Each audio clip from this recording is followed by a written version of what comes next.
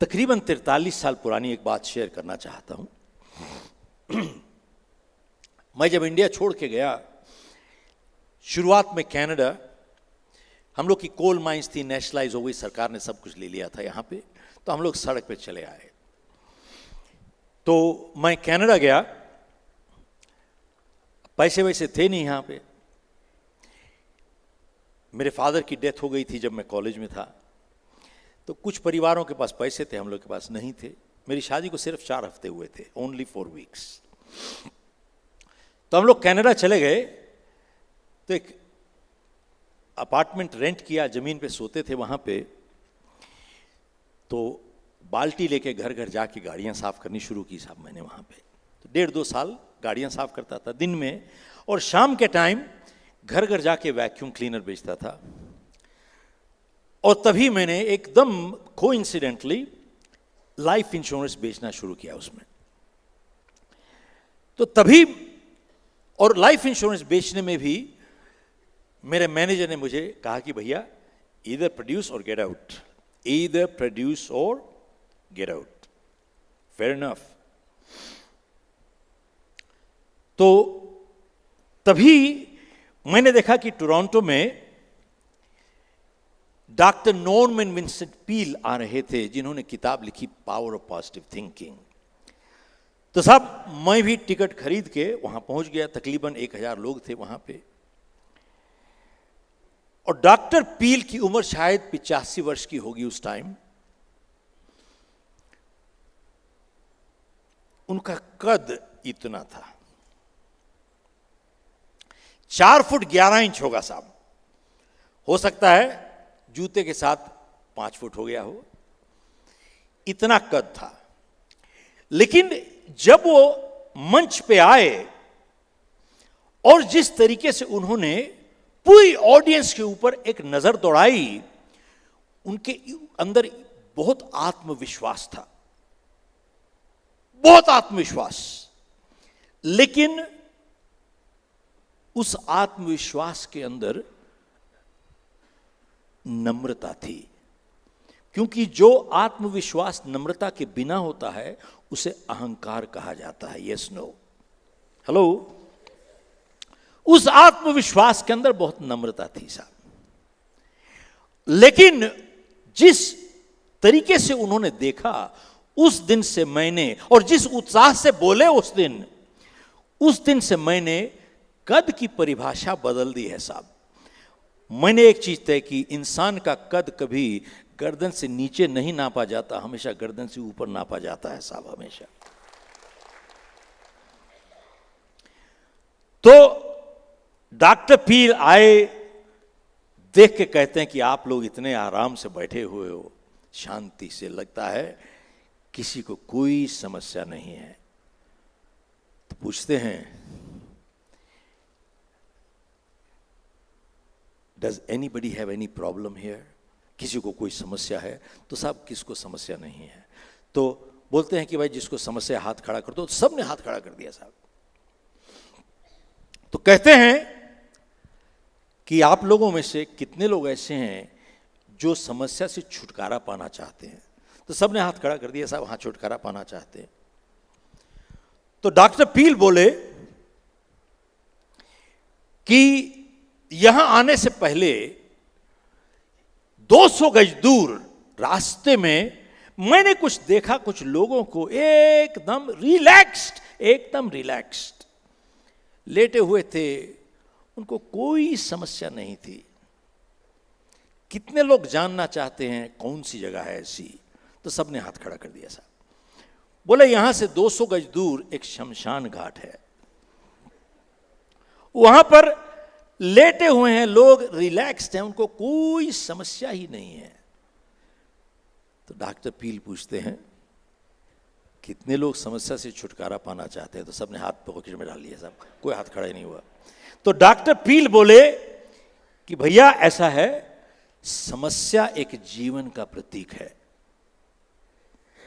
अरे भाई जब तक हम जिंदा रहेंगे समस्या रहेगी, जब समस्या ही नहीं रहेगी तो हम ही नहीं रहेंगे। Are you with me? और जब समस्या कम होने लगे खतरे की घंटी बज रही है। तब उस टाइम भगवान से बोलना, भरोसा छोड़ दिया, कुछ समस्या ही भेज दो भाई। तो भले, तो साहब मैं 45 साल पुरानी बात कर रहा हूं आपसे। उस दिन डॉक्टर पील ने एक प्रार्थना दी और साहब उस दिन से मैंने वो प्रार्थना उस दिन नोट करके गया वहां से। आप भी करना चाहें तो कर लीजिए। साहब उस दिन मैंने वो प्रार्थना नोट की और तब से लेके आज तक मैं घर से निकलने से पहले ये प्रार्थना करके निकलता हूं साहब, ऑलवेज। पहले इंग्लिश में बोलूंगा, उसके बाद हिंदी में शेयर करूंगा आपसे। इस प्रार्थना को कहते हैं सेरेनिटी प्रेयर इंग्लिश में। और ये डॉक्टर पील की अपनी नहीं है, ये हो सकता है 2000 साल पहले किसी और ने दी होगी, लेकिन प्रार्थना का ये हैं शब्द उसमें इंग्लिश में। God grant me the serenity to accept the things that I cannot change, and courage to change the things that I can change, and wisdom to know the difference what I can and what I cannot. परमात्मा मुझे इतना संतुलन दो कि जो मैं बदल नहीं सकता आपकी सौगात समझ के स्वीकार करूं, और अगर मैं बदल सकता हूं तो मुझे इतनी हिम्मत और हौसला दो कि मैं उसे बदल दूं, और इतनी सुबुद्धि दो कि मैं फर्क बता सकूं क्या बदल सकता हूं और क्या मैं नहीं बदल सकता। साहब मेरे हिसाब से ये एक जीवन का निचोड़ है साहब, जीवन का रहस्य है।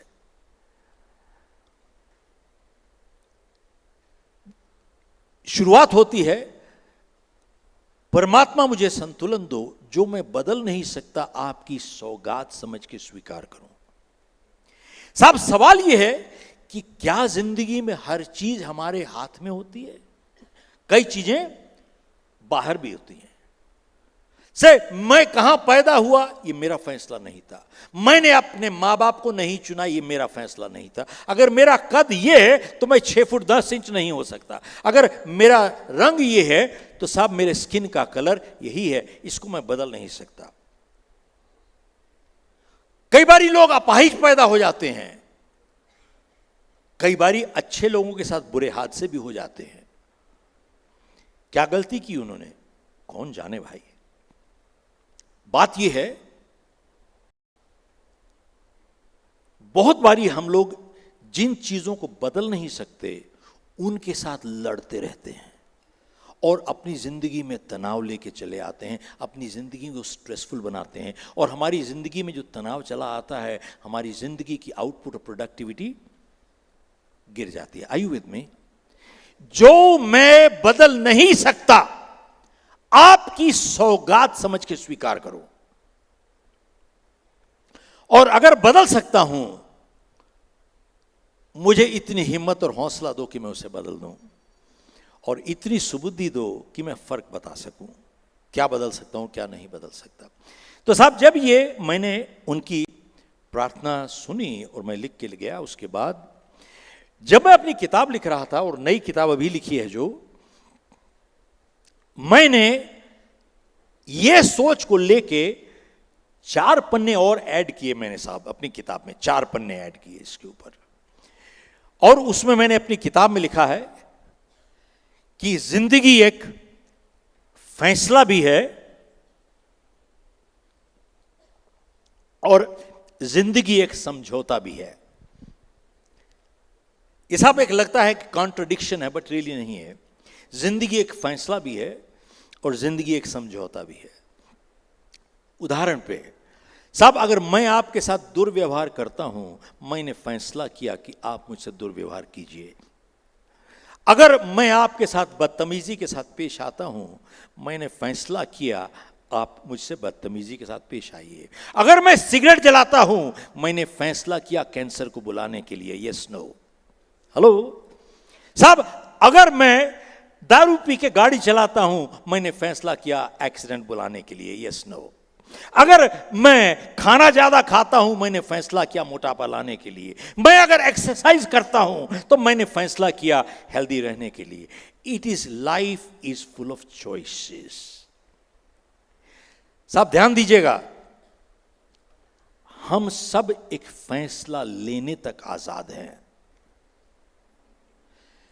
लेकिन जब हम फैसला ले चुकते हैं, उसके बाद फैसला हम पे काबू पा लेता है, हमारी आजादी खत्म हो जाती है। Are you with me? We are all free to the point of choice.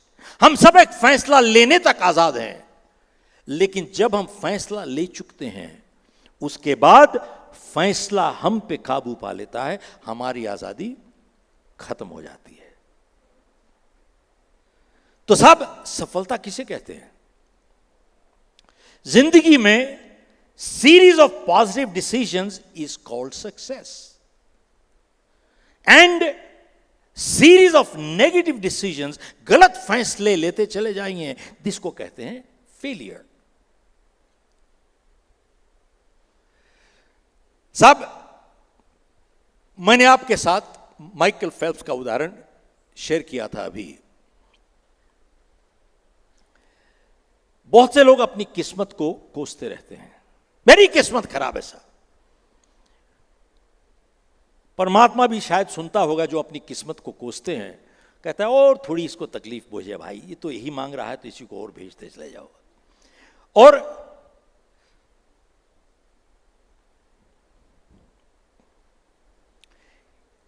एक जिंदगी में अगर कहीं सफल होना है, जो विल पावर की बात कह रहे हैं, अब इसके बाद मैं आपके साथ एक शेयर करूंगा।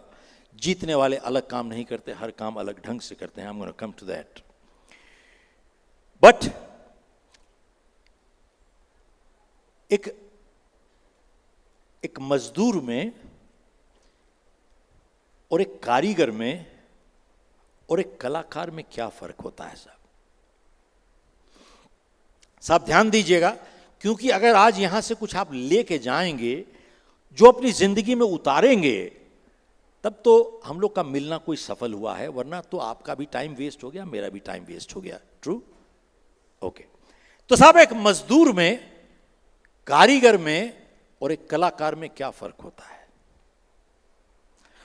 जो इंसान सिर्फ हाथ से काम करता है वो मजदूर कहलाता है साहब,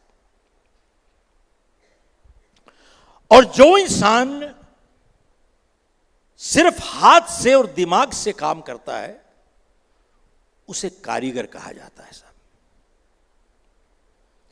और जो इंसान हाथ से, दिमाग से और दिल से काम करता है उसे कलाकार कहा जाता है साहब।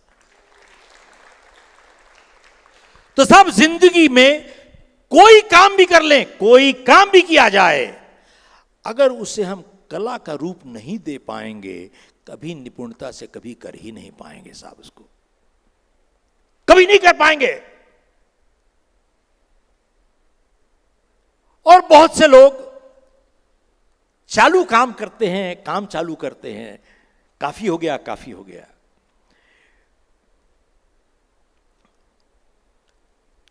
बहुत साल की बात है, हाई जंप का वर्ल्ड रिकॉर्ड 7 फुट 4 इंच था। High jump, not pole vault. साहब मजे की बात है कि एक आदमी 7 फुट 4 इंच का डंडा कैसे पार कर सकता है छलांग लगा के? साहब 4 फुट 7 इंच मुश्किल होता है, 7 फुट 4 इंच कैसे कर लेगा? तो किसी ने चैंपियन से पूछा कि भैया आप 7 फुट 4 इंच का डंडा कैसे पार कर लेते हो? तो साहब उसने जवाब क्या दिया, यही जवाब अगर आज आप ले जाएं, अपनी जिंदगी में उतार लें, बहुत है। कहता है मैं अपने दिल को डंडे के ऊपर फेंकता हूं, जिस्म अपने आप चला आता है साहब। मैं अपने दिल को डंडे के ऊपर फेंकता हूं, जिस्म अपने आप चला आता है। तो उसने हाई जंप को एक कला का रूप दे दिया। Are you with me? साहब, इतना सोचने के लिए क्या हमको पीएचडी चाहिए? क्या हमको एमबीए चाहिए? जानते हैं साहब, पीएचडी एमबीए करने के बाद उनको फिर भी यही समझ नहीं आती है बात। That is the sad part.